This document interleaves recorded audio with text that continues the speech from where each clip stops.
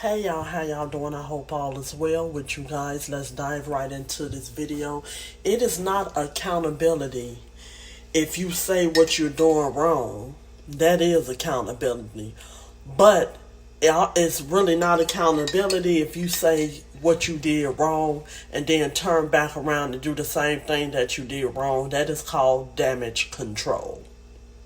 Especially if you're aware of what you're doing and what you're doing is wrong and how you went about it and you thought it out before you did what you did.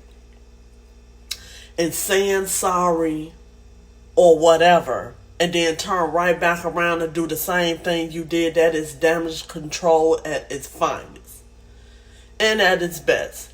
Now, we all have habits that we need to break in life that we should not be doing.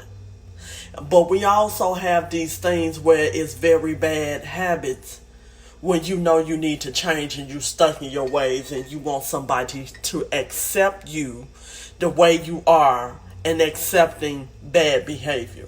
When you make poor excuses for bad behavior, that is a problem.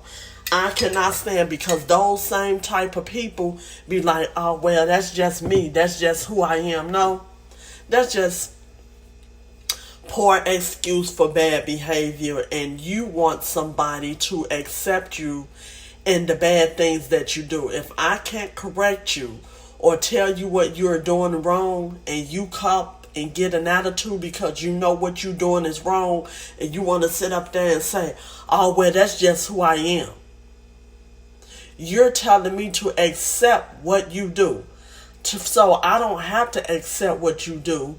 I can tell you what you're doing wrong. And if you get mad at me and you continue to keep doing it, I'm not going to stick around. Because them type of people like that because they've been around people and they are so damaging and toxic that the only people they be around is people that's with bad behavior. And then when they get with somebody that want them to better themselves and do better in life, they feel like you getting on them and getting on their back and they don't want to hear what you have to say because they used to being in toxic things like that because the people that they've been with like that kind of behavior. So when a person get with you or whatever, they will drop the ball and fumble you real bad because they're not used to having someone like you and they don't know how to handle a person like you because you too big for they small, narrow-minded and how they think and what they do. Not saying that you better than them, but they don't know what to do with you because they're not used to having somebody like you. They're toxic. Leave them type of people alone.